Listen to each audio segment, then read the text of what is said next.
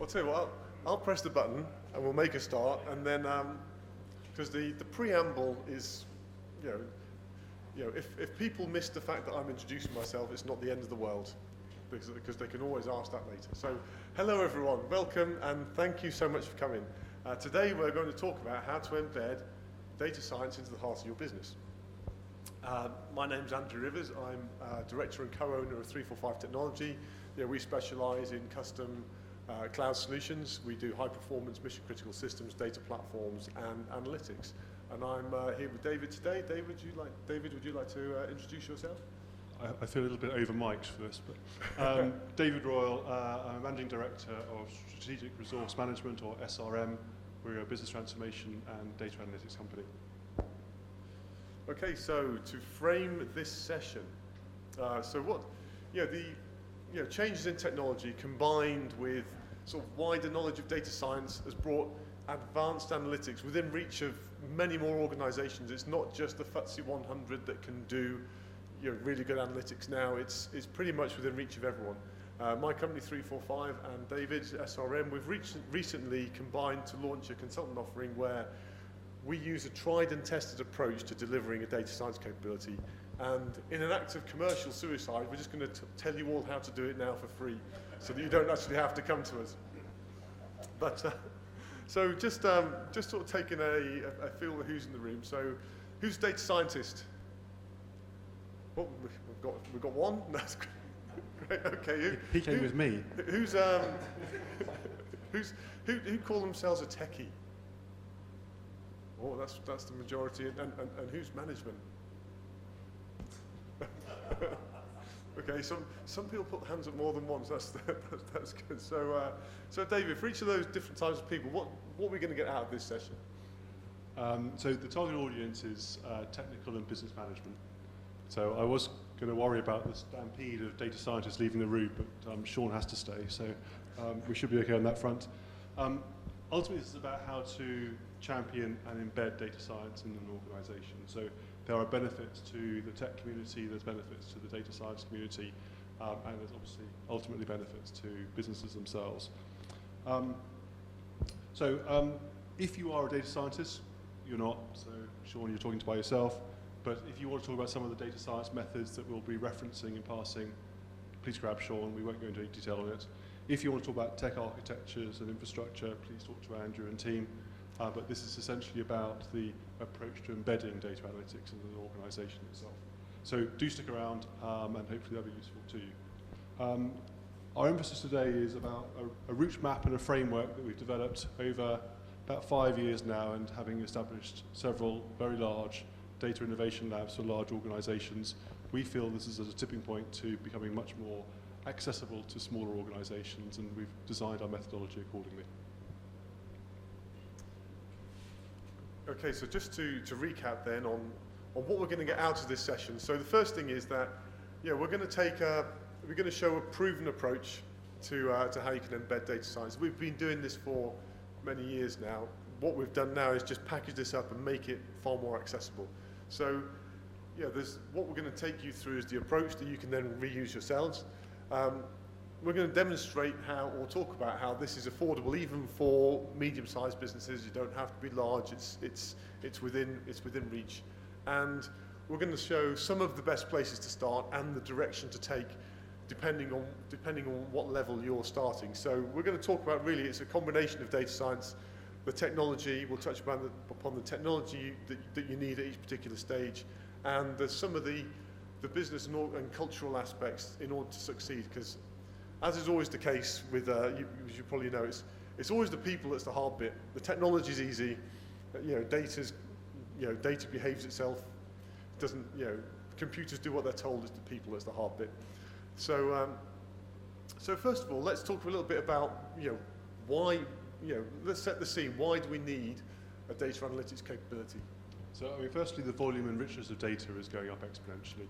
We all know every digital interaction creates a huge data set. Every app access, web access, tweet, etc., all creates data, all eminently available for data mining purposes and benefiting your business. The tools and the analysis is correspondingly developing very rapidly, and the sophistication thereof. and also that transition into real-time or near real-time is making a fundamental shift in how this data can be utilised within businesses. There's a lovely principle I wanted to share with you.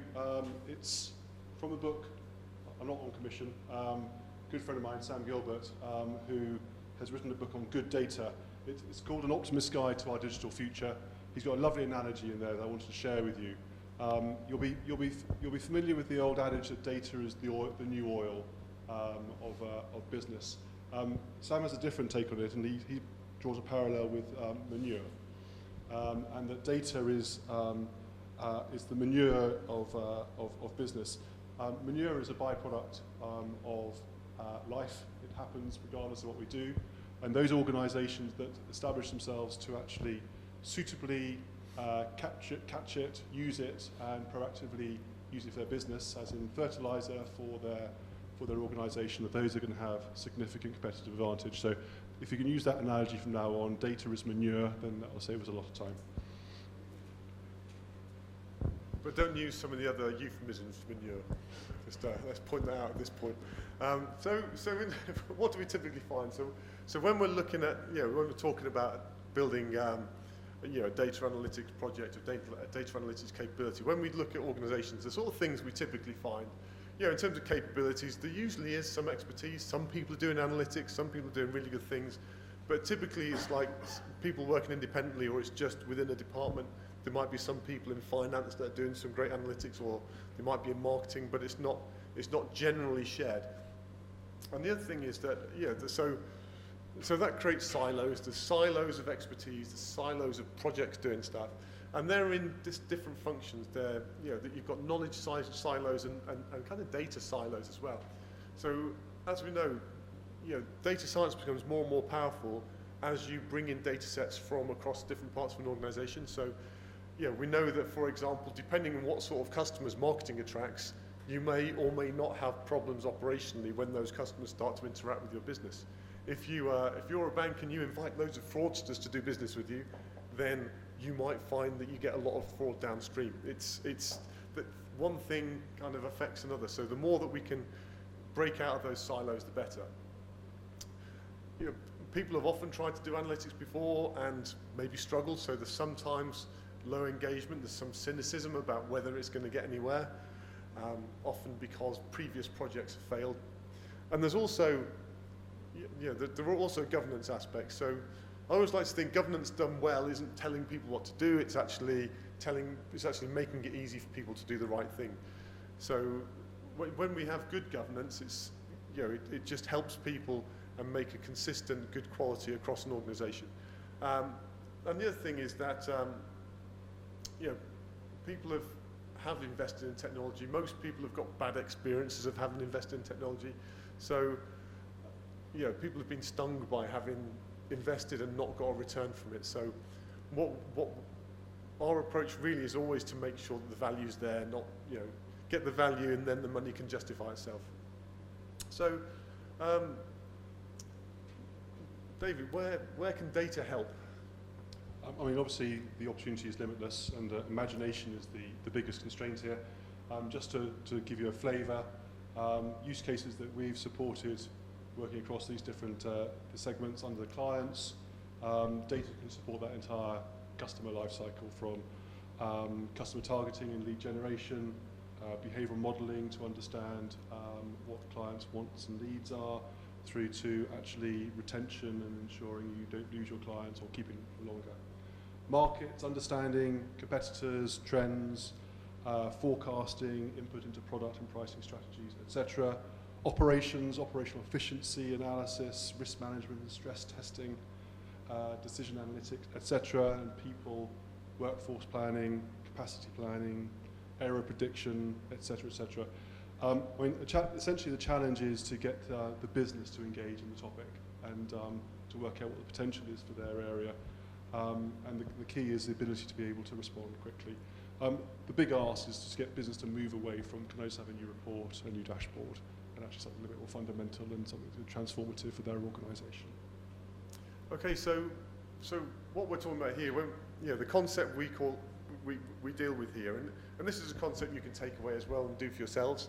And that's to build we were talking about Data Innovation Incubator. And what we mean by that is it's a unit within your organization that gathers, validates and delivers data science projects, bringing together the right skills, the right capabilities, a disciplined methodology, so that that in itself brings productivity, and it brings the ability to deliver projects well into production, which is where they deliver the value.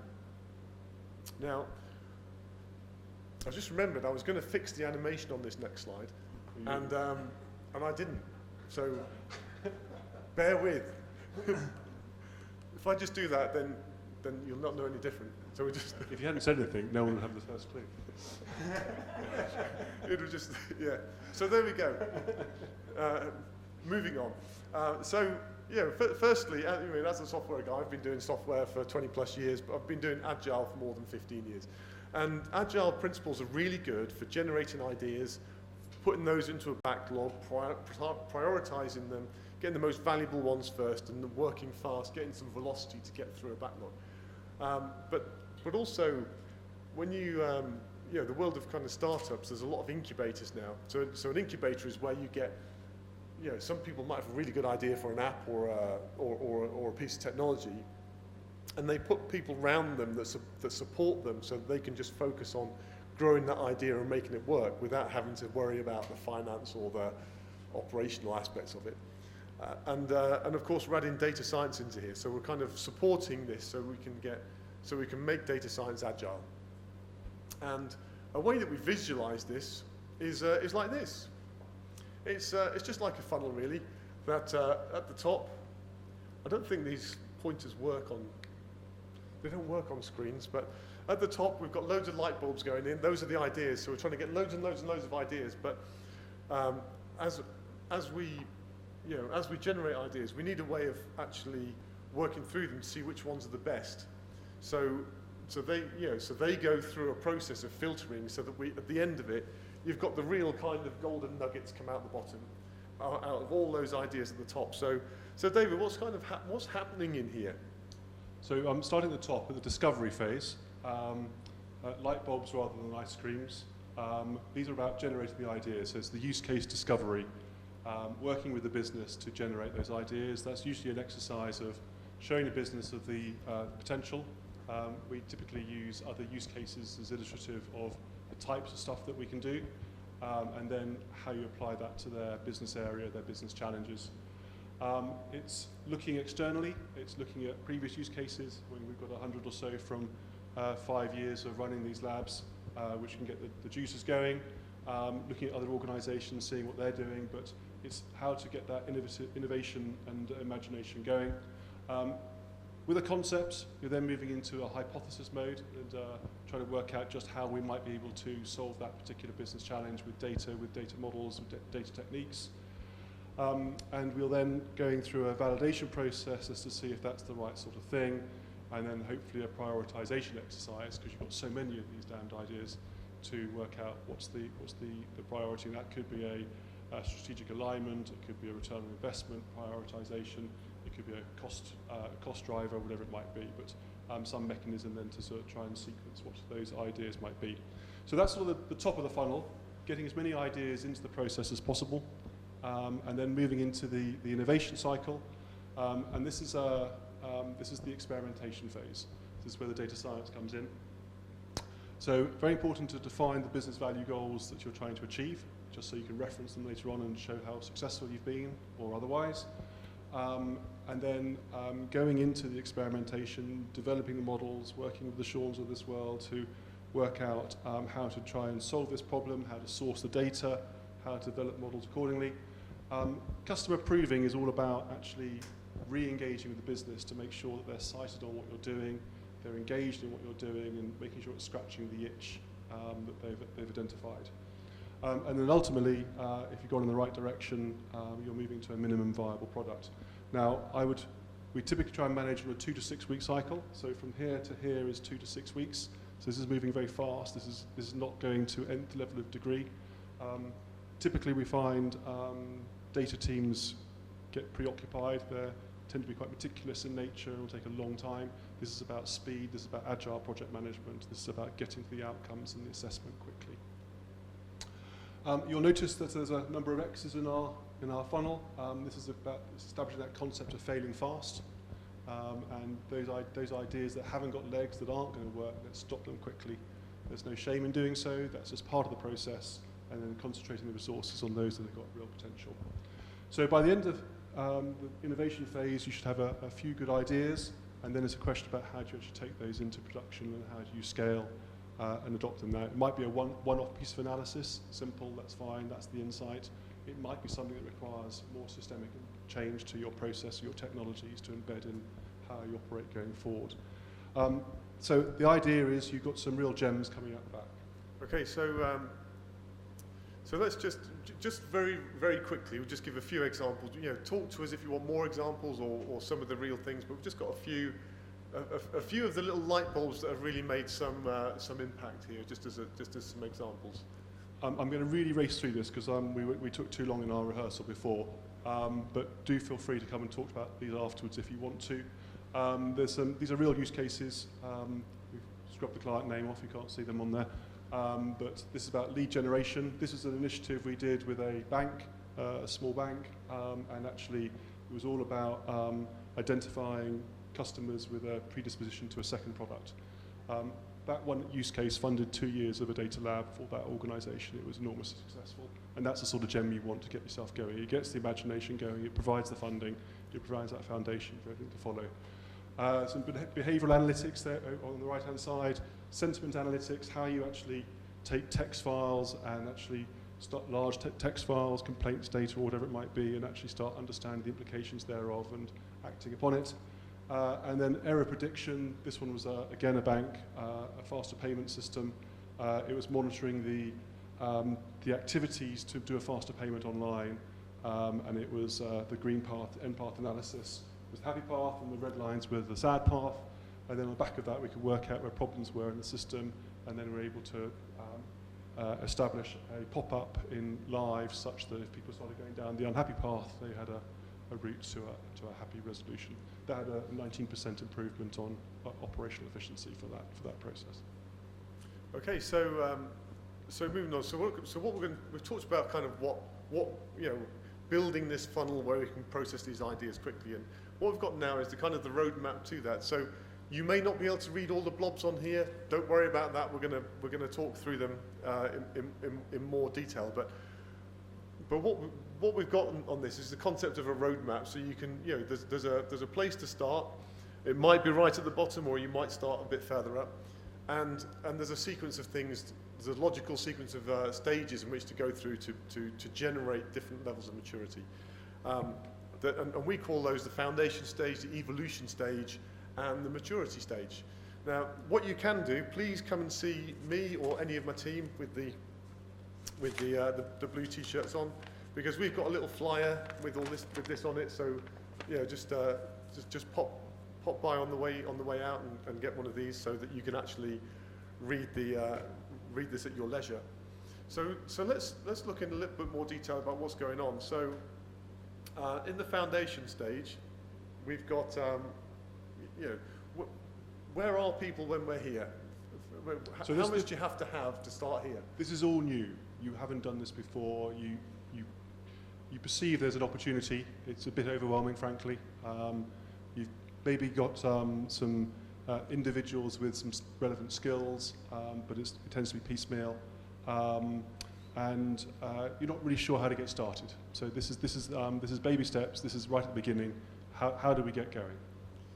Yeah. So really, the thing is, many people that we talk to that are at this stage, they kind of they know that there's something in this data analytics. They know there's something out there, but really there might be an anxiety over, is my data good enough? Have I got enough data? Have I got the right data?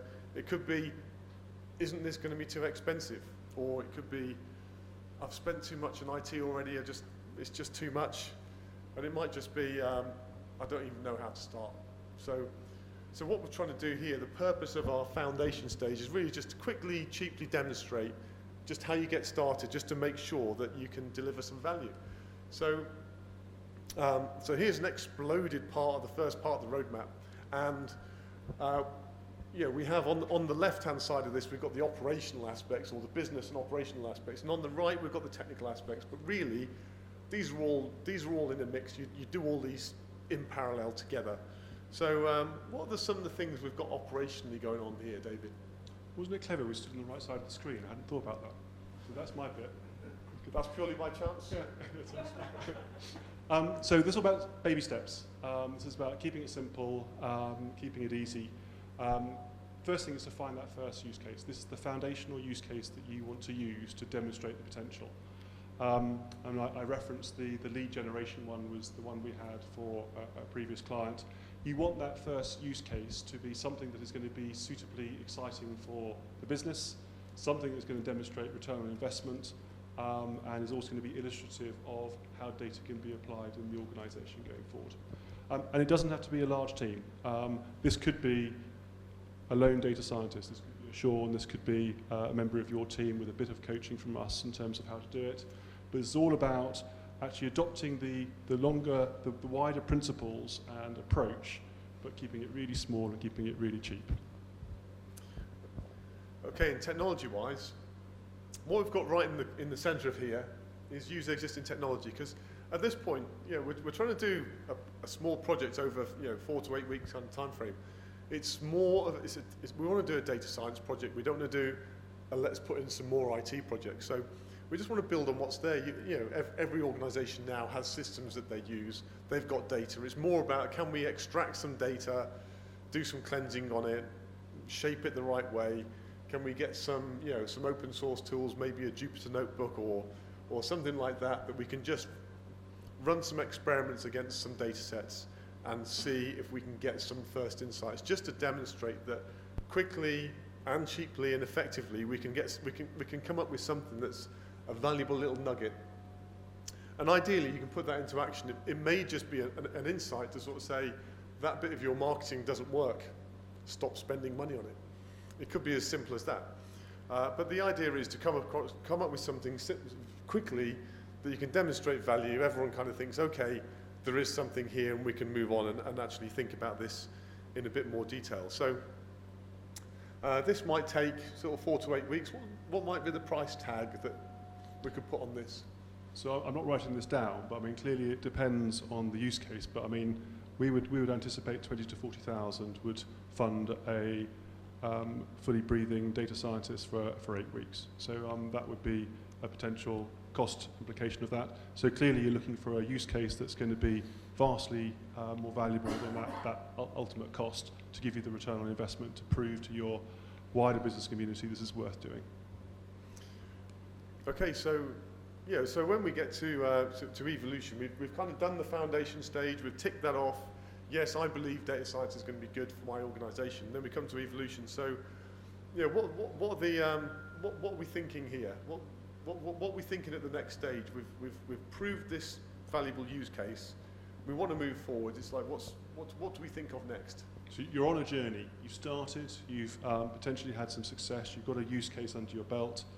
Management may have seen the outcome of that use case. They might have seen the value that's brought to the business. But you don't yet have an established data analytics capability. You don't have the ability to scale and do multiple ones. So this is the next stage, and it's more about actually developing more consistent results and discipline in how you do this. Yeah, so really it's, we've demonstrated we can deliver value, but what we need to do is demonstrate that we can how to build a capability to do this stuff. This might be what you do next in your organisation to do this, is build a capability to deliver rapid results. So again, what we've done is we've exploded this part of the roadmap. We've got the technical things on the right, and I'll talk about those in a moment, and the operational things on the left. So what's going on here operationally? We've got kind of quite a few different things in here at this point. So at the foundation stage, we started small, demonstrating 1 or 2 ideas. And this is about beginning to scale that concept. So this is about widening the team skills. So alongside data science, you might need data engineering, data sourcing, a bit of agile project management to keep the flow and speed up. You're looking for more stretching use cases, perhaps. So you've got some confidence in the business, perhaps some more willingness to embrace something more challenging. I mean, that could be more sophisticated data models and artificial intelligence. This could be about manipulating more messy data in terms of sourcing and cleansing, and looking at more complex scenarios, more challenging remits. But the important bit here is embedding that innovative change and process. So the process and the discipline is what needs to be embedded such that it becomes the way of doing this going forward. And it's that funnel cycle I was describing at the beginning. So what is the means of finding the ideas? What's the means of actually defining the scope of those ideas? And then how do you take it through the experimentation cycle, improve the results, improve the return on investment that you need for your business? Okay, so when we talk about the technology here, there's generally a number of ingredients we put in for the technology. Now, we will be plugging holes. If you've got these things already, then that's fine. You can reuse those. But generally, there's a suite of things that we're talking about. One of them is that you might want to have the right data platform, something, a cloud data warehouse, typically a data lake to put large quantities of data in cheaply. You need to have data pipelines so that you can do your ETL to get data out of the place where it's sourced and into your data warehouse, and and have visualization tools on the top, maybe a Power BI that sit on top of that so you can actually see that. So that's the kind of stack that you want to put in place. It doesn't have to be that expensive though, because now it's all cloud and it's consumption based. Just putting a data warehouse in can be really quick, and you can add to it later and build on it. But what we need to have is somewhere where we can start to build these data sets so that you can then start to link them later. So you can build your marketing data sets, you can build your operational data sets, you can build your people data sets, and later on you can find the links between them. But having that place to pull it all together is really what we're trying to do technology-wise in this phase. So, so if you're looking at this from a technology standpoint, it's really just getting the right stack in place so that you're set for the future. And once we've got through this, we've got a capability. We're delivering some use cases, and that's when we get to the maturity phase. So really, what we're thinking about, as we've come through this, we've delivered some great use cases. We've got some golden nuggets. Where do we go from here? So at this stage, you've been through the preceding stages, or perhaps you're starting here and you've got some existing capabilities, some existing teams. And it's about actually developing that discipline. It's about building the capability, and ultimately about ensuring that you're owning the capability going forward. So you don't want to be reliant on third parties. You want this to be a self-supporting team. Typically, we would spend time on recruitment and training and helping getting your people suitably progressed, or ultimately finding the right resources so you have a permanent resource in the necessary skill areas. But the key point here is it's a centralized data capability. So it's supporting the wider business with an expert team with a disciplined process. Okay, so here's our last set of blobs. These are the things that we're talking about. When we get to the end of the road, like I say, when we do this, we try to actually do ourselves out of the job and hand this over. But if it's your own organisation you're dealing with, it's still kind of some of the same things to talk about to make your analytics capability kind of self-sustaining. So, what are the sort of things operationally we're looking at when we get a bit further down the line to here? So we talk about a roadmap here, and this is sort of the to-do list of initiatives. So you've had great success engaging with your business to generate ideas. You've done some prioritization, and therefore some have to come later. But hopefully you've got a throughput of good ideas. And actually, by this point, the business should be lining up, pushing their own concepts and wanting you to support their area. We had this for Royle at the last incubator. Initially very cynical about the whole concept, and we were very much pushing the agenda. By the end, there was the complaint was, why can't you do my use case rather than that use case, which was a great mark of success.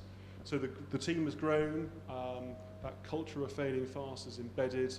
You're working on concurrent use cases, so it's not just one, then the next and the next. You've got a team who are able to manage multiple use cases, as I say, a 2 to 6 week cycle, but they're done in parallel. So you're getting economies of scale from your data scientists, from your data engineers.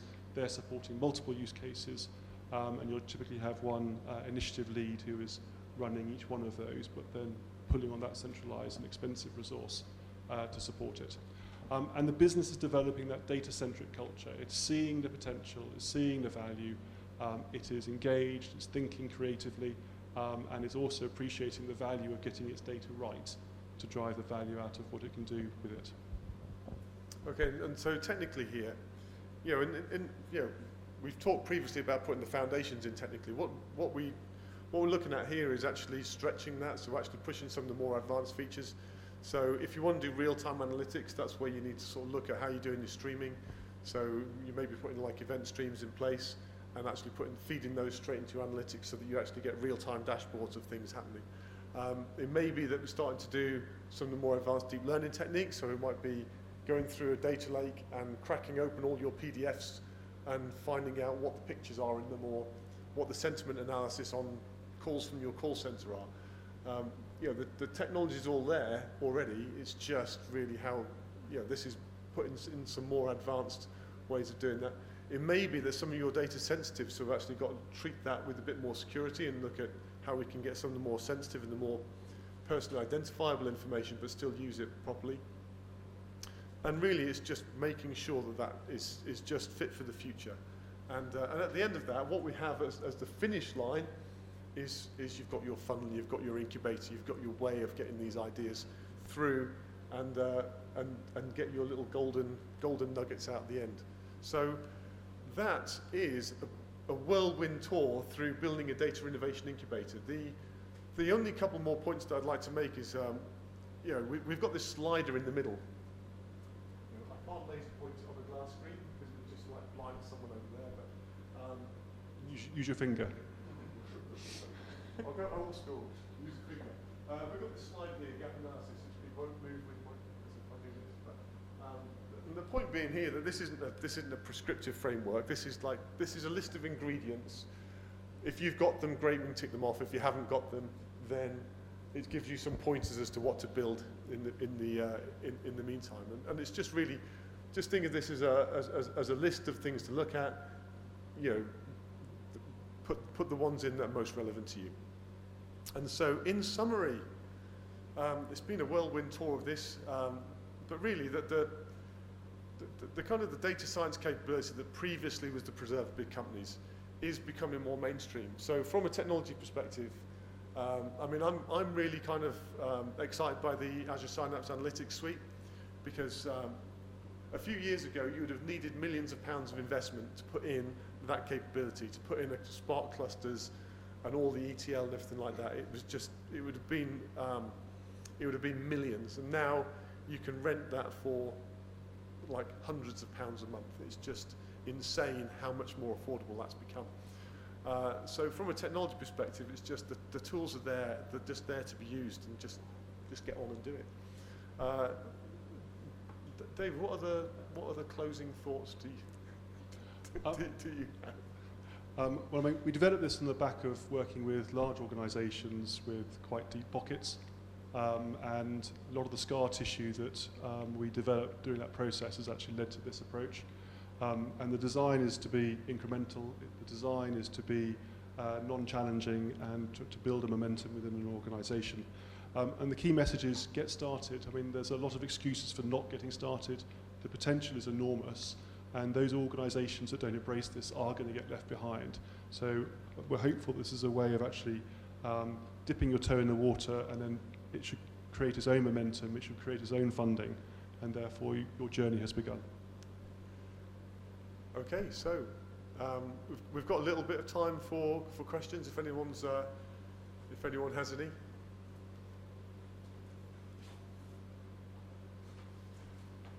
Or not. Or not. Yeah, we were so confident and have questions, we haven't even planted any.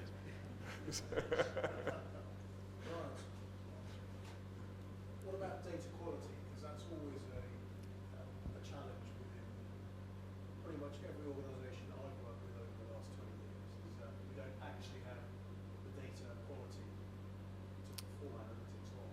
and probably the number one reason why people don't do this. I Yeah. would concur. Okay, so just for those who at the back who might not have heard that, the question is, what about data quality? What's that? That seems to be the number one issue. So, I'll let you say something like that while I think of an answer as well. Okay, I mean, data quality is an issue, and it is a consideration. But the point is, to do the experimentation, you don't need to have a perfect data set. And I mean, Andrew made reference earlier that a lot of the time and activity is spent on cleansing data to make it fit the purpose, to facilitate the experimentation and prove the concept. So it's not a reason not to get started. If it's something you're going to have to use on a productionized basis going forward, then it's clearly something you're going to have to address. But if it's a one-off piece of analysis, you can tidy your data to provide the analysis to give you the outcome you might need. Was that enough time? No. No, okay. No, absolutely. It's just, the thing with data quality is data quality is what it is. If we know that it's not good enough, then we have to work on it. And it's always sometimes we need whole projects to improve the data. Sometimes it's a question of going back to the source systems and cleaning those up. There are a whole load of tools that we can use to look at and assess data quality, find where data's missing, find where it's dirty. It's all horses for courses really about what it is in your own business that does that. I've got a question for you, Andrew. Does this have to be on the client's own system, or could you perhaps host? That's a very interesting one, Thank actually. Certainly when we're putting in analytics platforms, we put them in a cloud. That typically, because I mean, who wants to go and buy 100 servers these days, especially with the chip shortage that there is. So, so typically we'd be looking to put in an analytics platform in a cloud subscription. Now that could be one of our customers' Azure subscriptions. It could, but at the same time, we could create a subscription, deploy into that, and then connect that to the client's organization through a VPN. We can do either of those. We could host it, the client can host it, we deploy into that. It's so easy and so flexible these days. It's not really it's not too much of a concern. We can do either.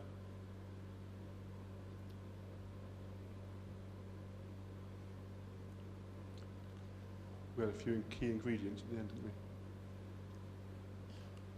Okay, so let's wrap up then. So thank you so much for coming today. Out of all the 100 sessions that are running at this time, it's good to see so many of you here. Really thank you for coming. Do get a copy of the roadmap, and which also doubles up as a business card. Do come to any of the team and get one of those. David's team are here, so we've got Jahan and Sean. They're, if you want to talk about some of their use cases, have a chat with them. If you want to talk about technology and data platforms, data engineering, come and talk to come talk to my team. And there's nothing here for another 20 minutes, I don't think. So feel free to hang out and just have a chat, or just get some peace and quiet and summon up the energy before you have to sprint all the way across there for the next session. So thanks a lot. And what we'll leave you with is just our list of key ingredients. So if you want to bake your analytics cake, there's your list. So thanks a lot. Thank you.